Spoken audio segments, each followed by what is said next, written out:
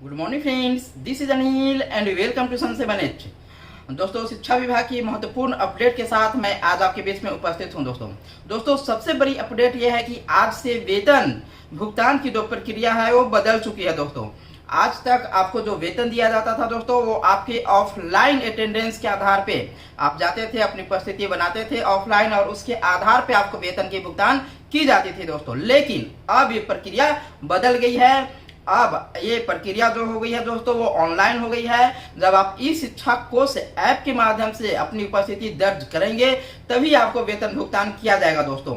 Otherwise आपका वेतन को रोक दिया जाएगा या अनुपस्थित करके काट दिया जाएगा दोस्तों। इसमें भी कई चीजें की गई है, जैसे कि यदि आपका अटेंडेंस नहीं बनता है तो आपका जो सीएल है उस सीएल के साथ उसको सामंजस्य किया जाएगा, एडजस्टमेंट किया जाएगा। लेकिन यदि आपका सीएल भी नहीं बचता है तो वैसी स्थिति में फिर आपका वेतन कटेगा दोस्तों। कभी सर्वर डाउन होता है, कई दिन आए दिन देखा जा रहा है, इधर 2-4 दिनों से लगातार समस्याएं हो रही है, कल भी समस्याएं हो रही थी। तो वैसी स्थिति में दोस्तों आपको अपने बीआरसी में, अपने ऑफिस में, डीओ डीपीओ के यहाँ सूचना देना होगा कि आज सर्वर में समस्याएं हो रही है, अटेंडेंस नहीं बन रहा है, और वो चीजें वहां पटना तक जाएगी दोस्तों। अभी 2-3 दिन पहले की बात ही, समस्या हो रही थी, किसी का अटेंडेंस बन नहीं रहा था, कुछ लोगों का बन रहा था, कुछ लोगों को काफी समस्याएं हो रही थी। वैसे कंडीशंस में लोग उसको सूचना दिए, फिर वो जाकर के पटना से जो टीम है उसने ठीक करा, और लगभग 1 बजे के बाद लोगों का अटेंडेंस बनना सही हुआ था दोस्तों। तो समस्याएं काफी आएंगी इसको लेकर के। कहीं कहीं पे लाइन नहीं रहेगा तो मोबाइल चार्ज नहीं होगा, तो कहीं पे लोग विद्यालय नहीं पहुंच पाएंगे, और ये जो काफी बाढ़ वाला मौसम आ गया है, खासकर जो उत्तरी बिहार है वहां पे तो समस्याएं काफी है। सरकार को उनमें छूट देनी चाहिए। जिस भी क्षेत्र में जल जमा हो गया है, पानी भर गया है, लोग विद्यालय नहीं पहुंच पा रहे हैं, लोग इतना पानी में जाकर के अटेंडेंस बना रहे हैं, तो शिक्षा विभाग को इस और थोड़ा ध्यान देने की बहुत ही जरूरत है दोस्तों, जिससे कि आराम से लोग कर ले, ये बिल्कुल टेंशन न लगे। जब टेंशन लगने लगेगा फिर समस्याएं आएंगी, जान जाएगी, या तमाम तरह की चीजें होंगी, एक्सीडेंट होगा, बहुत तरह की चीजें होती रहती है। शिक्षा विभाग भी इससे बिल्कुल अवगत है दोस्तों। तो इसे और फ्लेक्सिबल बनाया जाए, जहाँ पे समस्याएं आ रही हैं तो वहाँ पे छूट दिया जाए। साथ ही साथ इसे पूरी तरह से लागू किया जाना चाहिए, लेकिन कुछ छूट भी दिया जाना चाहिए। आधा घंटा या 1 घंटा का सर्वर प्रॉब्लम के से, या कभी कभी रास्ते में काफी ट्रैफिक हो जाता है तो लोग समय से नहीं पहुंच पाते हैं, हाफ सीएल का भी प्रावधान किया जाना चाहिए दोस्तों। ये तमाम चीजें हैं जो सरकार को इस और जरूर सोचना चाहिए। दूसरी महत्वपूर्ण जो अपडेट है दोस्तों, वो अपडेट ये है कि जो ट्रांसफर शिक्षकों की जो ट्रांसफर पोस्टिंग की पॉलिसी थी उसमें विभाग ने मुहर लगा दी है। जैसा कि आपको माननीय शिक्षा मंत्री सुनील सर पहले भी बोल चुके थे कि हम लोग लास्ट सितंबर में इस पे मुहर लगा देंगे, और इस पे मुहर लग गई है। आज ये खबर काफी प्रमुखता से आई है दोस्तों। राज्य के सरकारी स्कूलों के शिक्षकों के ट्रांसफर पोस्टिंग की जो प्रस्तावित पॉलिसी पर शिक्षा विभाग की स्वीकृति मतलब मुहर लग गई है दोस्तों। आगे की प्रक्रिया भी पूरी होने ही वाली है। विश्वस्त सूत्रों के मुताबिक शिक्षकों के ट्रांसफर पोस्टिंग की प्रस्तावित पॉलिसी से संबंधित जो ड्राफ्ट है उसको अंतिम रूप देने के बाद शिक्षा मंत्री माननीय सुनील कुमार ने उसे अनुमोदित कर दिया है दोस्तों। शिक्षा मंत्री सुनील कुमार पहले भी यह कह चुके थे कि शिक्षकों की ट्रांसफर पोस्टिंग की जो प्रस्तावित पॉलिसी है दोस्तों उस पर 30 सितंबर तक शिक्षा विभाग अपनी स्वीकृति दे देगा, और प्रस्तावित पॉलिसी से दिव्यांग, असाध्य रोगों से पीड़ित एवं महिला शिक्षकों के साथ ही उन शिक्षकों को भी ट्रांसफर पोस्टिंग में प्राथमिकता मिलने वाली है जो सेवानिवृत्ति के कगार पे है। इसके साथ ही जो शिक्षक दंपति हैं दोस्तों, मतलब पति पत्नी दोनों शिक्षक हैं, दोनों अलग अलग डिस्ट्रिक्ट में हैं, अलग अलग स्कूल में है, तो उन्हें भी राहत मिलने वाली है। शिक्षक दंपतियों की जो पोस्टिंग है दोस्तों वो एक विद्यालय में तो पॉसिबल नहीं है, लेकिन एक ही स्थान पर किए जाने के आसार हैं, एक ही ब्लॉक मिलने के पूर्ण संभावना है दोस्तों।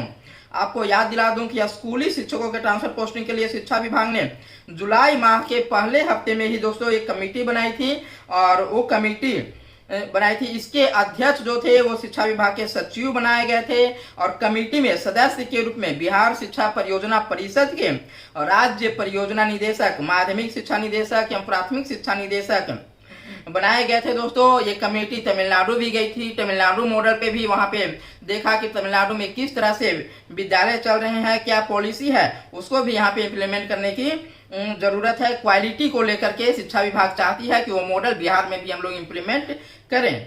कमेटी से स्कूली शिक्षकों के ट्रांसफर पोस्टिंग के साथ ही सेवा काल में मृत शिक्षकों के आश्रितों की अनुकंपा नियुक्ति, बिहार शिक्षा सेवा के प्रशासनिक उप संवर्ग का पुनर्गठन एवं स्कूल टाइमिंग पर भी अनुशंसा देने को कहा गया था। दोस्तों अवकाश को लेकर के भी बातें चल रही थी। दोस्तों मैं आपको बता दूं कि काफी लोग, अभी जो ट्विटर कैंपेन हुआ था 2 दिन पहले, दुर्गा पूजा की पूरी छुट्टी, वेकेशन, जो पुरानी छुट्टी थी उसको बहाल करने की मांग चल रही थी। उम्मीद था कि शिक्षा विभाग के अपर मुख्य सचिव एस सिद्धार्थ इस पे कुछ एक्शन लेंगे। कल शायद दिन भर हम लोग इंतजार करते रहे, लेकिन ऑफिशियल कहीं से कुछ भी नोटिस नहीं आया दोस्तों। और आज देखते हैं कि क्या कुछ होने वाला है। उम्मीद की जा सकती है कि हिंदुओं की महत्वपूर्ण पर्व जो दुर्गा पूजा है उसमें पुरानी जो छुट्टी व्यवस्था है वो बहाल हो सके। वहीं तीसरी बड़ी महत्वपूर्ण चीजें हैं दोस्तों, आज कैबिनेट की बैठक होने वाली है और पूर्ण उम्मीद है कि जो सक्षमता पास शिक्षक है दोस्तों, उन लोगों को कहीं ना कहीं कुछ राहत मिलने जा रहा है। सक्षमता 1 के जो शिक्षक साथी हैं उन लोगों के लिए कुछ हो सकता है, क्योंकि आप देख रहे हैं कि लगातार पिछले मतलब कई महीने हो गए हैं जब वो एग्जाम दिए थे, उनका रिजल्ट आ गया था, लेकिन अभी भी पोस्टिंग की जो प्रक्रिया है दोस्तों वो पूर्ण नहीं हो पाई है। अभी भी इसमें समय लग सकता है।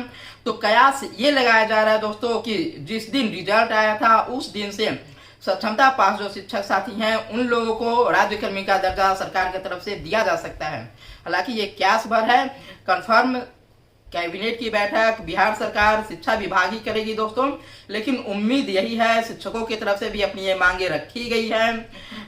माननीय शिक्षा मंत्री शिक्षा विभाग के पास ये बात कही गई है कि यदि हम लोगों का अभी पोस्टिंग, और जिस तरह से अभी स्थितियां चल रही है दोस्तों, अभी पोस्टिंग में और विलंब हो सकता है, क्योंकि जो डाउटफुल कैंडिडेट्स हैं लगभग 37,000, अभी उन लोगों का फिर से शेड्यूल जारी नहीं हुआ है। इस बाबत भी शिक्षा विभाग और बीएसएबी के बीच में बातचीत चल रही है और बहुत जल्द उसका भी डेट आ सकता है दोस्तों। लेकिन आप इधर देख रहे हैं कि बहुत से पर्व त्योहार होने वाले हैं, दुर्गा पूजा है, फिर से दीपावली है, छठ महत्वपूर्ण त्योहार होने वाला है।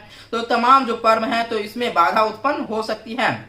तो ये बातचीत अभी चल रही है, अब देखते हैं कि कब उसका शेड्यूल आ सकता है दोस्तों, और उसके बाद ही पोस्टिंग होने की पूर्ण संभावना है। तो कैबिनेट से ये उम्मीद लगाए बैठे हैं हमारे शिक्षक साथी, और बिल्कुल उनकी मांग भी जायज है कि होनी चाहिए कि जिस दिन से उन्होंने पास किया है, रिजल्ट उन लोगों का आया है दोस्तों, उस दिन से उन्हें राज्य कर्मी का दर्जा दिया जाना चाहिए। जैसे कि आपको मालूम होगा कि पिछले 15, 17, 16, 18 का जो बैच था, जो लोग डीएलएड किए थे, जो शिक्षक साथी पूर्व के थे, तो उन लोगों ने ये गुहार की थी शिक्षा विभाग से कि जिस दिन रिजल्ट जो हुआ था दोस्तों वो काफी लेट हुआ था, और उन्होंने जिस दिन उनका सेशन समाप्त हुआ था उस डेट से उन्होंने मांग किया था कि उन्हें ग्रेड पे दिया जाए, तो फिर उन्हें नहीं दिया गया शिक्षा विभाग। उन्होंने हाईकोर्ट का दरवाजा खटखटाया और उनको जीत मिली, और कई जिलों से दोस्तों, नालंदा से, किशनगंज से और कई डिस्ट्रिक्ट से लेटर निकल गए हैं, और उन लोगों को पूरा एरिया वहां से दिया जाएगा जिस डेट पे उन लोगों को विरमन दे दिया गया था उनके डीएलएड कॉलेज से, जहां वो पीटीसी से या डैट से, जहां से भी वो डीएलएड कर रहे थे। 15, 17 और 16, 18 बैच के जो शिक्षक थे दोस्तों, उन लोगों को, और कई डिस्ट्रिक्ट से ये लेटर निकलना अभी बाकी है, जहां पे उनको लाखों रुपया का फायदा होने जा रहा है दोस्तों। तो वही चीज यहाँ पर भी मांगा जा रहा है। देखते हैं, उम्मीद यही है आज के कैबिनेट में कुछ अच्छा हो सकता है। तो इस वीडियो में इतना ही, फिर मिलते हैं अगले वीडियो में। आप सन7 के साथ बने रहें। शिक्षकों से जुड़ी हर न्यूज पाने के लिए आप चैनल को जरूर सब्सक्राइब कीजिए। बहुत बहुत धन्यवाद।